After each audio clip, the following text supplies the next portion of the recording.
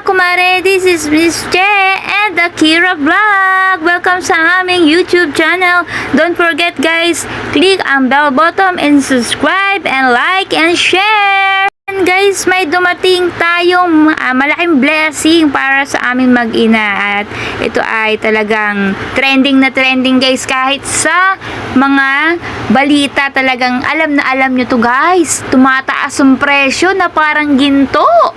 Na-receive ko na pala to guys kanina lamang at i-unbox na natin. Gusto ko lang magpasalamat higit sa lahat kay Lord at sa mga ginagamit niya mga tao para tulungan kami mag-inat, lalo na si Akira. Maraming salamat sa nagpadala po nito.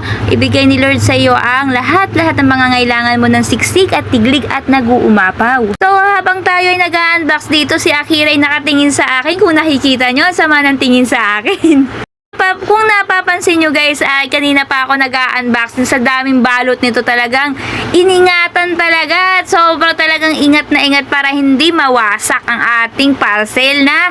Naiinip ba kayo guys kung anong laman itong ang ating parcel na pinadala sa amin mag-ina? At ito'y magagamit natin araw-araw guys. Hulaan nyo kung ano itong ating natanggap na parcel. Ayan si Akira, umiiyak na.